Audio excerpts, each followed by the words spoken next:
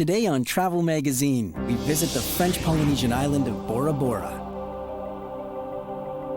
Made famous by novelist James A. Michener, this tropical wonderland has inspired several visual artists as well, including the son of Jean Masson, a French painter who settled here in the 1960s. Of course, Bora Bora is steeped in its own cultural history, like the turtle petroglyphs that decorate this ancient rock. And 42 Marai temples, still being used today, can be found on the island. Rising up dramatically from the lagoon, Otemanu is one of 3 mountains that make this view postcard perfect. Bora Bora is the kind of tropical island most often found in dreams, a Polynesian jewel of glittering coral, deep blue waters, and lush green forests. It was James Michener who first immortalized Bora Bora by calling it the most beautiful island in the world. Hi, I'm Joel Haslam, and welcome to this edition of the Travel Magazine.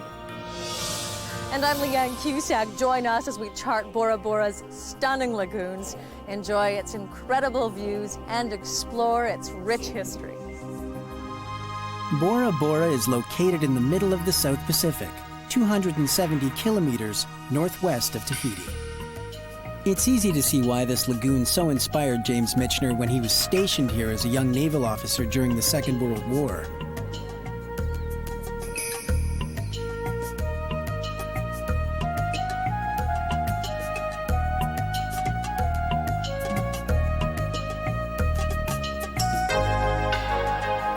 Adding to Bora Bora's mystique is the fact that there is only one pass through the barrier reef surrounding the island.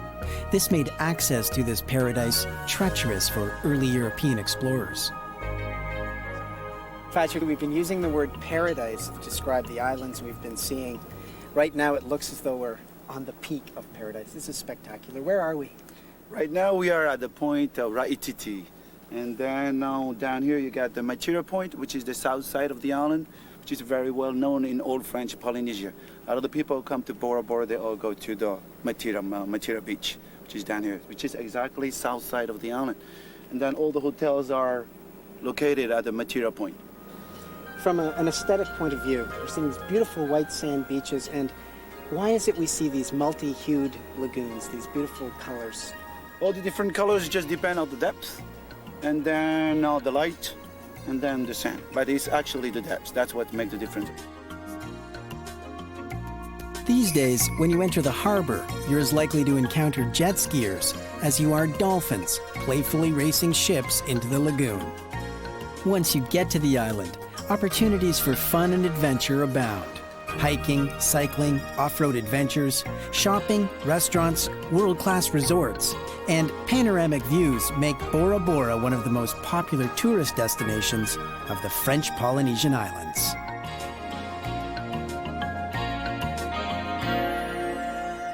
Oh yeah, there's water sports too. Water skiing, sailboarding, snorkeling, scuba diving, fishing, and surfing are also popular.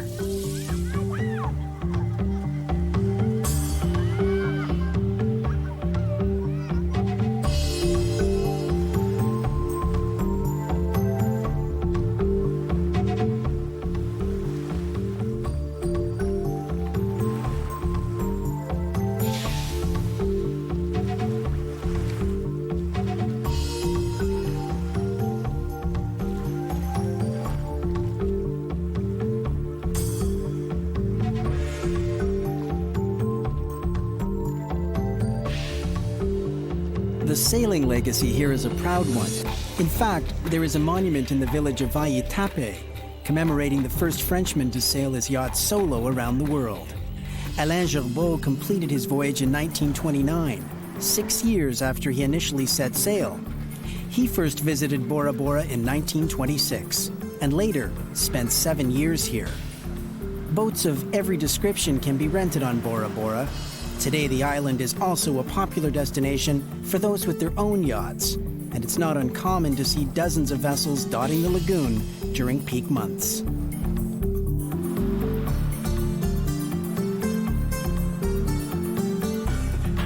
Although most of these yachts are sailed only for pleasure, many of their captains, like Gerbeau before them, will be unable to resist making a return voyage to this tropical paradise.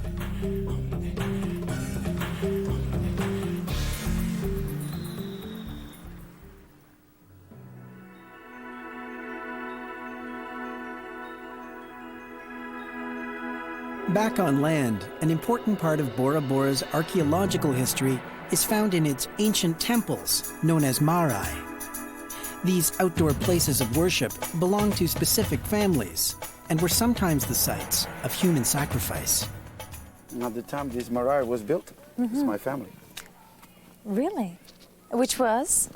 Which was the Teha Amaru family. And One of the oldest family of Bora Bora. Really? Big, huge family. so your family was one of the actual ruling families. So Ruling family on the island. I'm standing with royalty then. So thank you.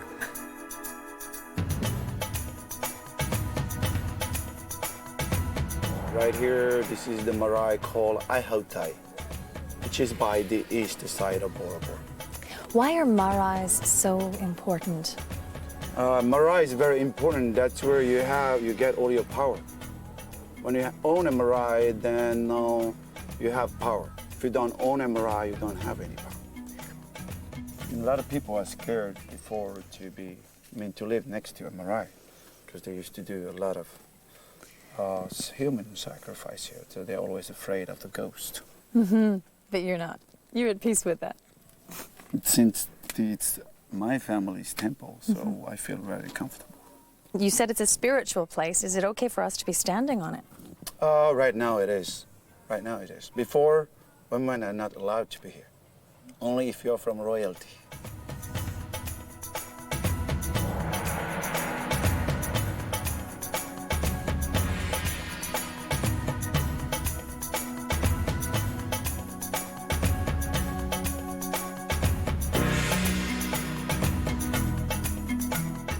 Why is this place so famous? It's not only because of the marae. It's not only of the marae, you have also the sacred mountain up here called Otemanu. And then this is the picture of James Michener called Bali High. Because of its sheer cliff, the high rectangular peak of Mount Otemanu has never been climbed.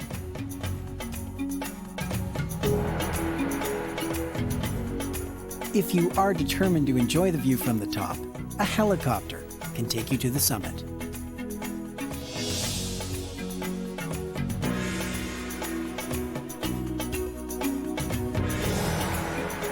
When we return, we'll visit the sacred grounds of Turtle Rock.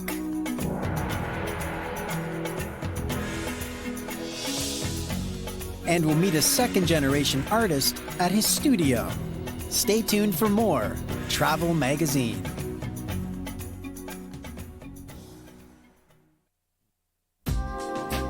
Welcome back to Travel Magazine and the French Polynesian island of Bora Bora.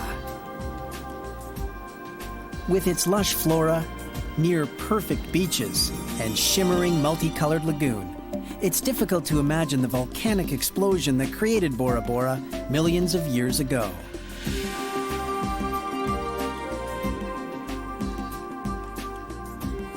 Tell me about the early days of when Bora Bora was discovered. How long ago was it first charted? Actually, around the 1670s, there was Rosewind who went by, but he never stopped here, but he sold the island.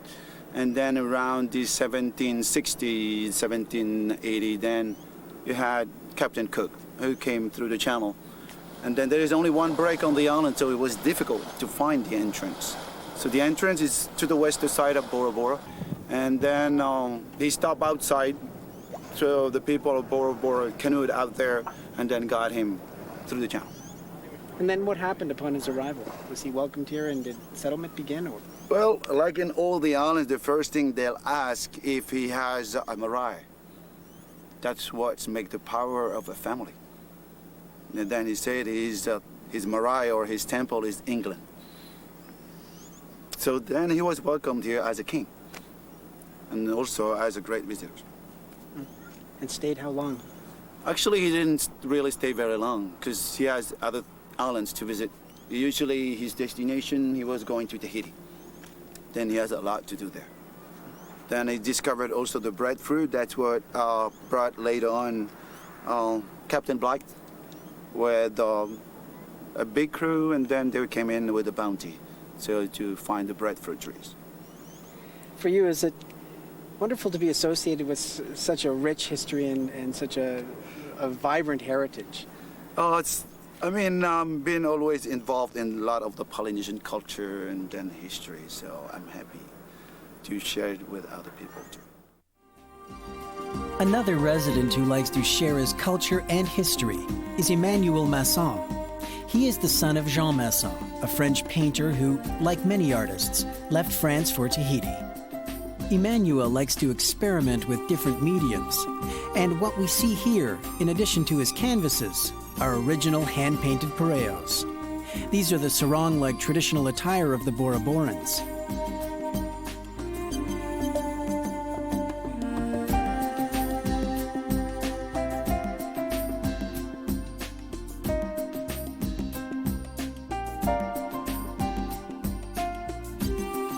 Tie-dyes and shell themes are great for the beach, but the more artistic pieces that Emmanuel works on will most likely be bought and hung as decoration, or used as a tablecloth for special occasions.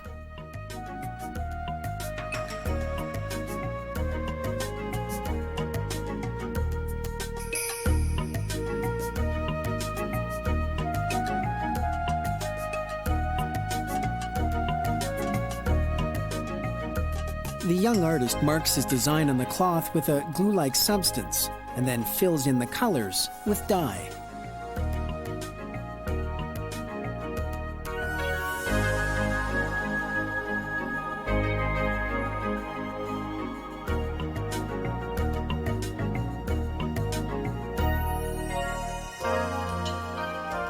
As opposed to the weeks of effort necessary to produce a canvas, each pareo takes only about 3.5 hours to make.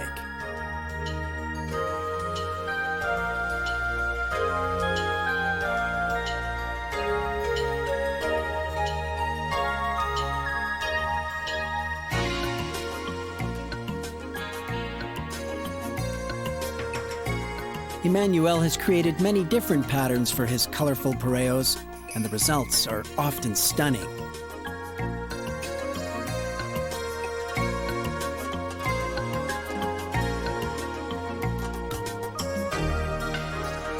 But then, with a backyard like this, it's not surprising he's inspired.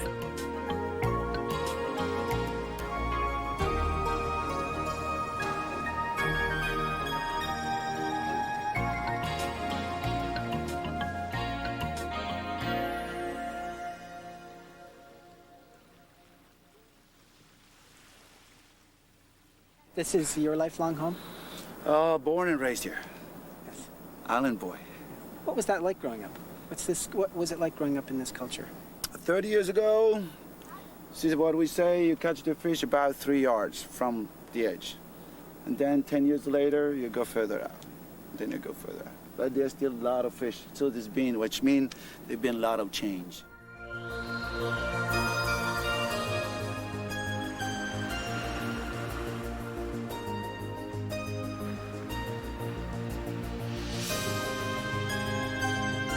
If you'd like to admire the marine life but prefer not to fish, you should take advantage of the excellent snorkeling and diving in Bora Bora.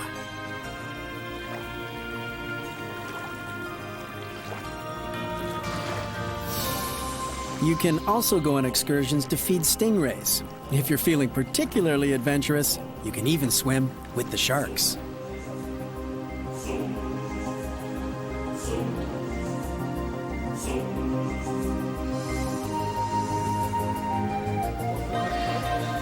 Tourism is a big industry on Bora Bora, and there are plenty of activities designed to keep visitors busy.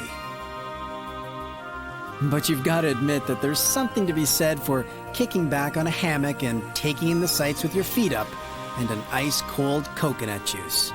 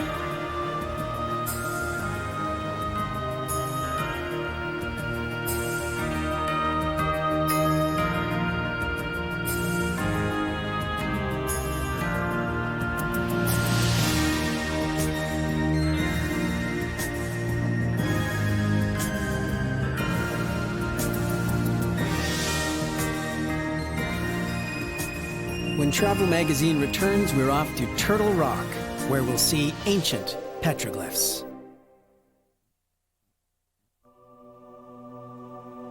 Welcome back to Travel Magazine and Bora Bora. A turquoise sea surrounds hills and valleys rich with vegetation on this French Polynesian island. Bora Bora is thought to have been populated for more than 1,000 years. Evidence of the first families is carved in stone and can be seen today at Turtle Rock.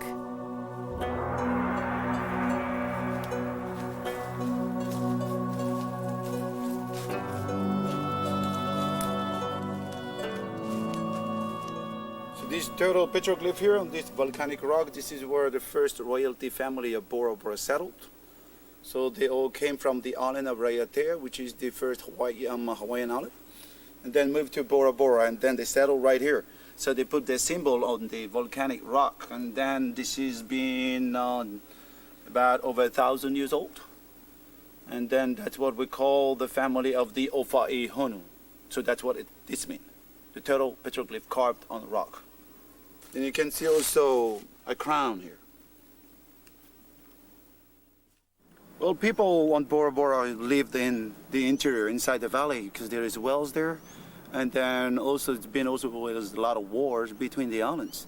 So they're already very protected in the interior.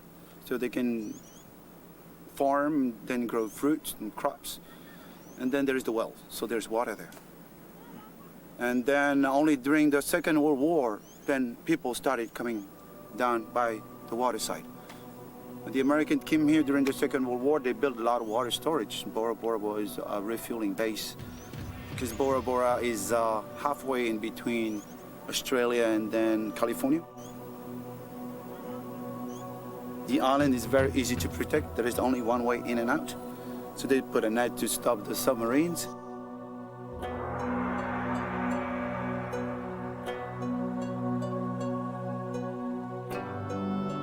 Bora Bora was the first island in French Polynesia, as the road goes all the way around. And then electricity, first airport of French Polynesia, and then running water. So that was good for the island.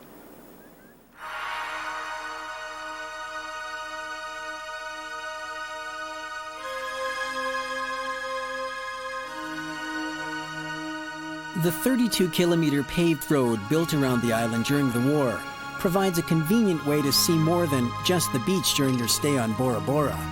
Rent a car, grab some lunch, and hit the road.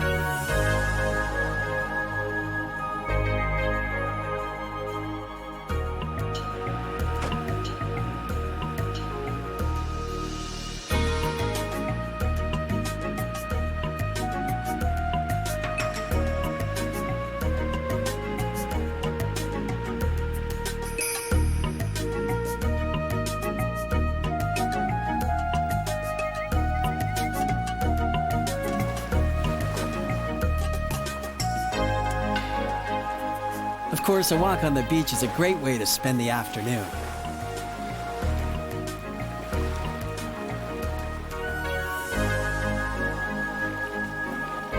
Then again, kayaking looks like fun too.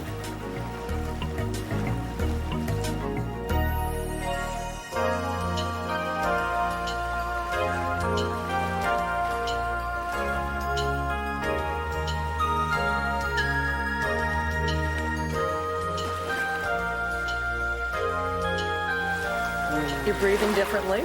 I must say, you're looking pretty relaxed. I'm feeling relaxed. I honestly think I could stay in Bora Bora forever. Joe, you wouldn't be the first. See the boat behind us? Sure. Well, the captain of that yacht sailed into this harbor 3 years ago. 3 years ago. Hasn't left. And he looks pretty happy from here, doesn't he? Well, you can't blame him. We don't have 3 more years on this fabulous island, but we do have a few more minutes before the sun goes down on our Bora Bora adventure.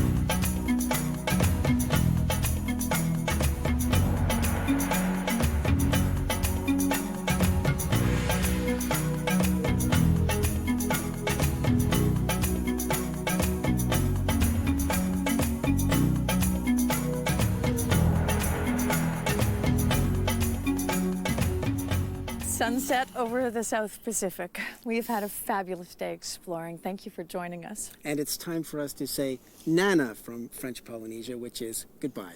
I'm Joel Haslam. And I'm Leanne Cusack. Please join us again as we travel the world.